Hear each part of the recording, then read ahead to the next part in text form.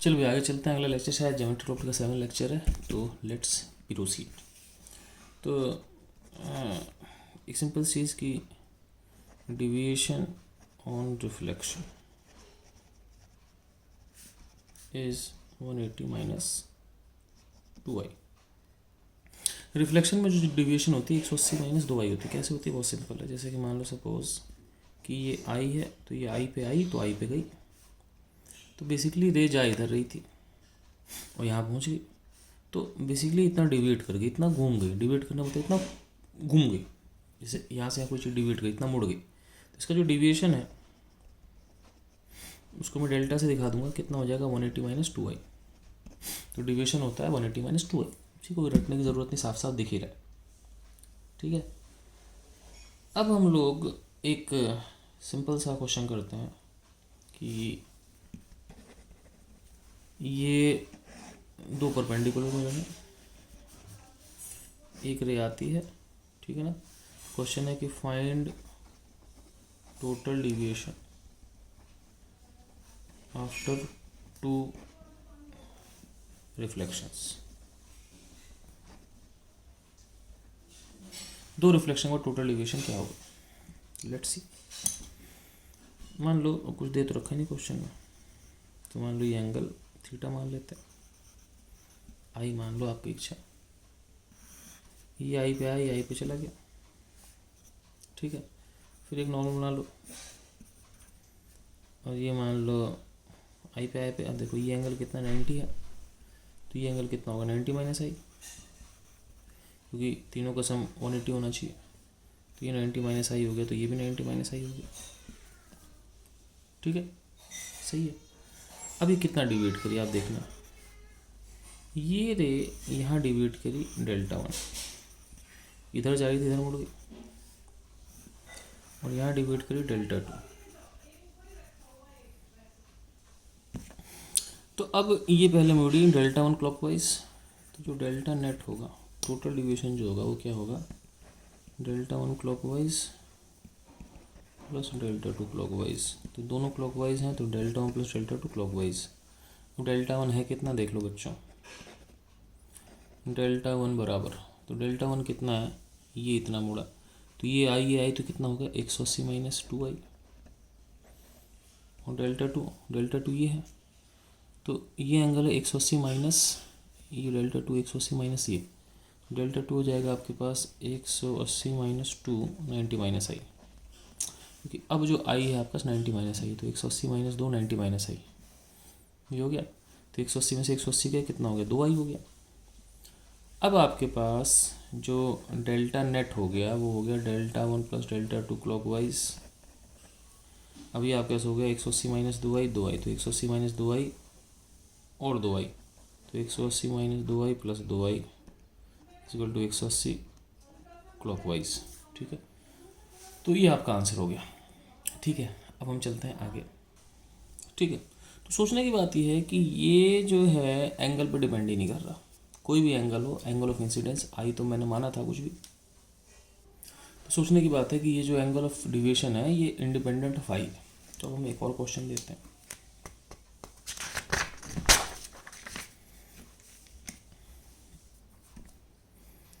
तो मान लो page of sheet, page number 2 है। मैं आपको एक सिंपल क्वेश्चन देता हूँ। मान लो 2 मिरर के बीच में एंगल थीटा है। मैं आपको फिर बता दूँ, इसमें भी एंगल ऑफ डिविएशन डिपेंड नहीं करेगा आई कितना है। ठीक है, तो क्वेश्चन ये है कि find deviation after 2 reflections. 2 reflection के बाद डिविएशन कितना होगा। ठीक है, लेट्स सी। तो देखते हैं कितने होंगे। तो ये आंसर जो होगा रिस्पेक्टिव ऑफ एंगल आएगा, है ना। All I can tell is कि द डिविएशन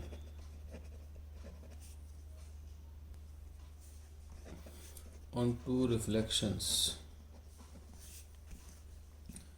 is irrespective. तो deviation of 2 reflections irrespective of angle of incidence. देखते हैं सही है कि नहीं है। तो हम 2 इंसिडेंस लेते हैं। पहला लेते हैं अपन एंगल कोई छोटा सा थीटा,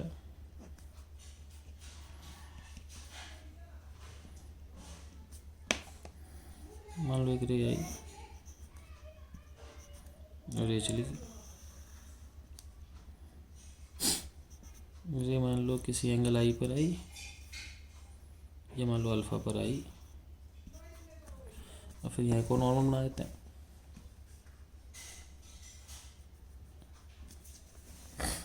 मान लो ये एंगल बीटा है और ये बीटा पर चली गई।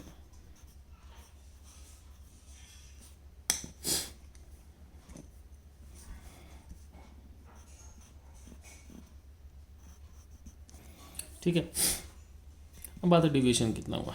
डिवीजन हुआ कितना कि एक्चुअली रे पहले इधर गई, तो पहला डिवीजन इसमें डेल्टा 1 है और दूसरा डिवीजन इसमें डेल्टा 2 है।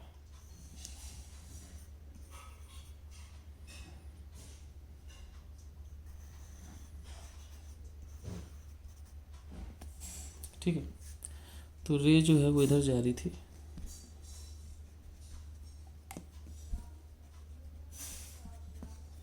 ठीक है, तो रे वॉज गोइंग दिस साइड, तो ये एंगल बीटा है,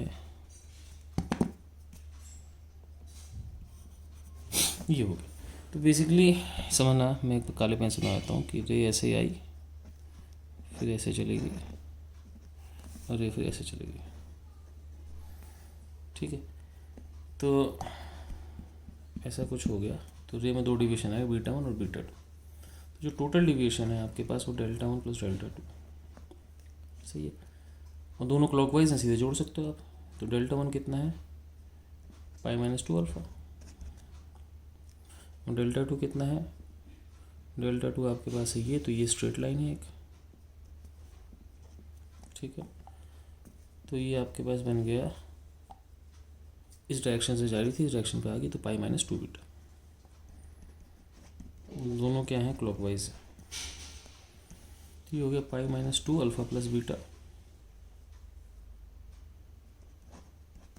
क्लॉकवाइज, ठीक है। 2 pi minus 2 alpha beta clockwise, ठीक है, या 2 alpha plus beta anti clockwise. तुम कहोगे ये क्या किया, मैं बोलूँगा यार एक ही बात है, फ़र्क क्या पड़ रहा है, पड़ रहा है क्या फ़र्क, बताओ बताओ बताओ। लेट मी एक्सप्लेन, सुनना।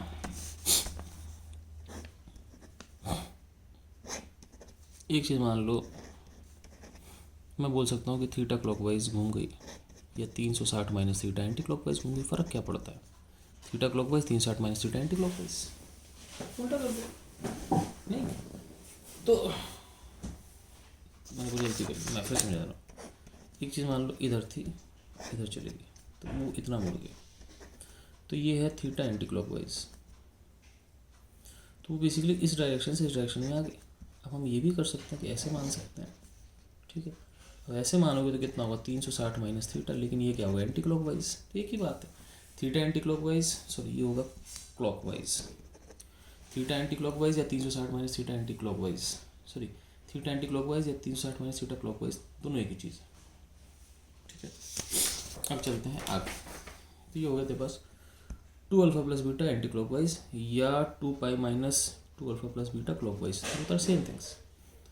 अब इसकी वैल्यू कैसे निकालें, देखो बच्चों ऐसा है कि ये मैं नॉर्मल बनाया है, तो ये नॉर्मल है और ये भी नॉर्मल है, ये बीटा है, तो ये हो जाएगा 90 माइनस बीटा, और ये अल्फ़ा है तो ये क्या होगा, 90 माइनस अल्फ़ा, ठीक है। अब इस ट्रायंगल में देखो, इस ट्रायंगल में क्या है कि ये 90 माइनस अल्फ़ा, ये 90 माइनस बीटा, तो 90 minus alpha plus 90 minus beta plus theta बराबर 180।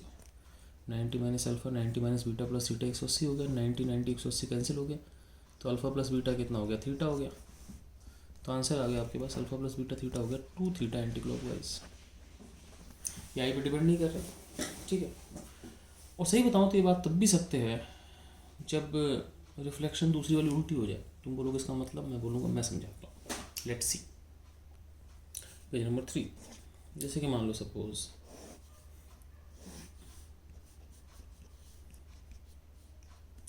ठीक, अब ये समझना, जैसे कि मान लो ये एंगल मान लो कुछ बड़ा एंगल हो गया, बड़ा एंगल का मतलब ये ऐसे हो गया,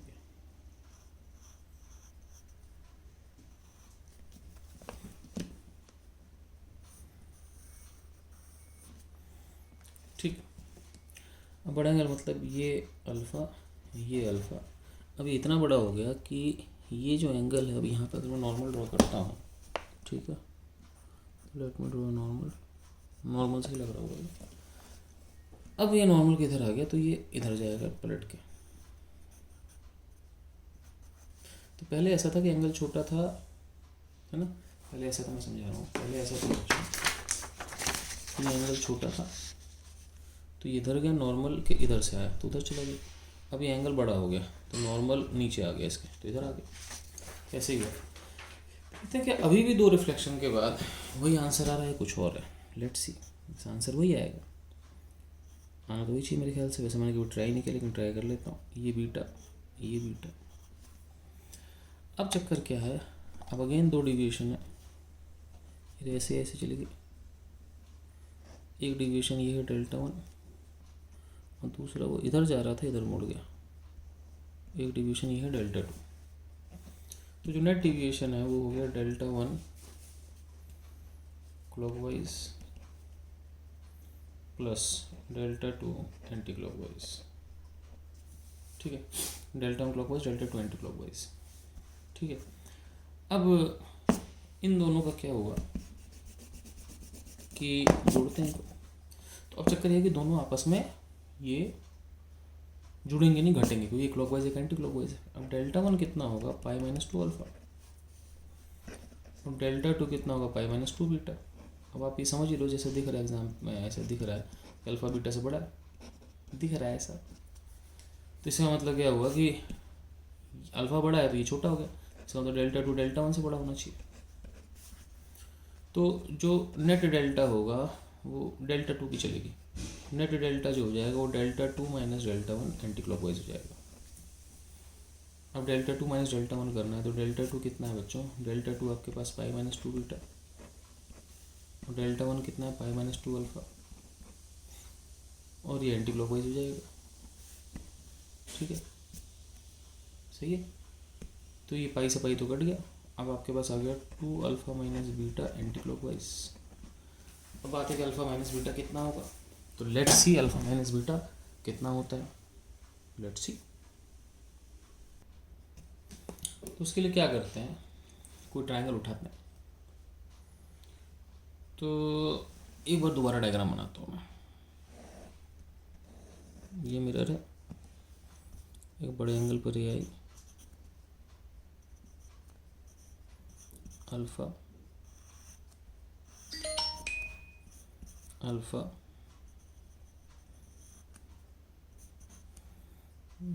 नॉर्मल बीटा, नॉर्मल बीटा, ठीक है।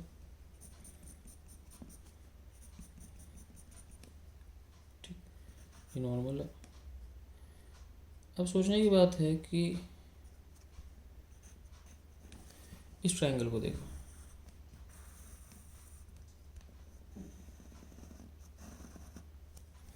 इस ट्रायंगल में ये थीटा है, ये एंगल 90 प्लस बीटा है, ये पूरा ये 90 है, ये बीटा है, और ये जो एंगल है 90 माइनस अल्फा।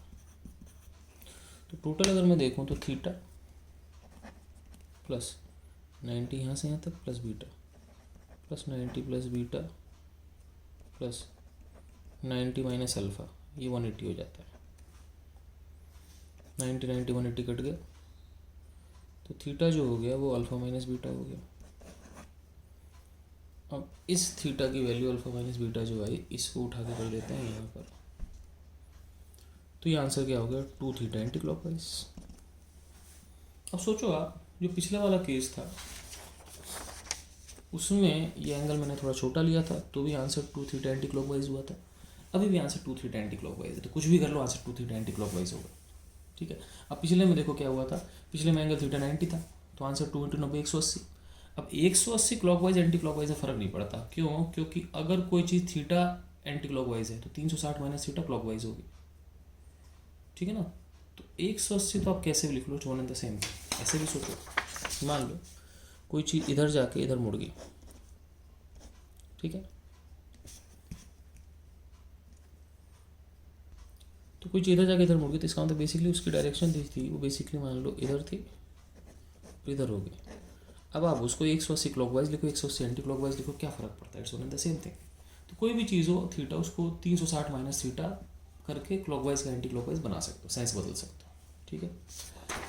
अब चलते हैं आगे, अगली चीज़ देखते हैं। ठीक, और फिर इस लेक्चर ख़त्म करते हैं। इसके बाद के लेक्चर फिर अगले दिन अपलोड करूँगा मैं। ओके बच्चों, आगे चलते हैं। पेज नंबर 3 हो गया, पेज नंबर 4।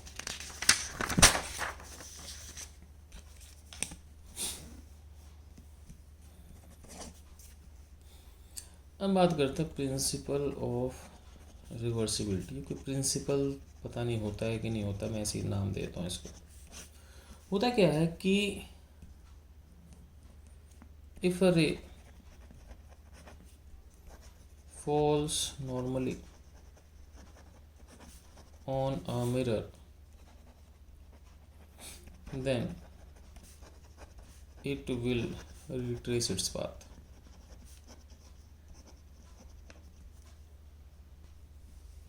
अगर कोई रे किसी रास्ते पे नॉर्मल पड़ जाए तो अपना पाथ रिट्रेस कर लेगी। तो इसका मतलब क्या? मैं कहूँगी इसका मतलब कुछ नहीं है। जैसे मान लो कई सारे शीशे लगे पड़े, जैसे मान लो ये रे यहाँ से आई, यहाँ गई, ऐसे कई सारे शीशे, यहाँ गई, यहाँ गई, यहाँ गई, यहाँ गई, यहाँ गई, यहाँ गई। अब यहाँ पे क्या है कि आप इस पर नॉर्मल शीशा लगा दो, नॉर्मल शीशे पे क्या हुआ, नॉर्मल गिर गई, फिर इसी रास्ते वापस आ जाएगी। अब देखो हो क्या रहा है, समझना, ये एंगल इसके बराबर है, ये इसके बराबर, ये इसके बराबर, सारे एंगल आपस में बराबर ही चल रहा है। अब हुआ ऐसा कि ये रह गई ढक ढक ढक ढक ढक ढक, यहाँ गिरी, अब नॉर्मल गिर गई, तो अब क्या हुआ, वापस इसी रास्ते आई, इसी रास्ते आई, तो अब ये मान लो 30, ये भी 30, तो अब ये 30, ये 30, फिर मान लो ये 30, ये 30, तो ये 30, तो उसी रास्ते वापस चली जाएगी। तो नॉर्मल गिरते ही क्या होता है, रे अपने रास्ते को दोबारा उसी रास्ते को अख्तियार कर लेती है।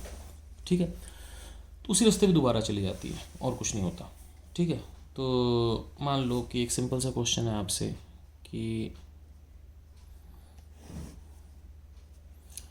ये एक मिरर है 60 डिग्री का,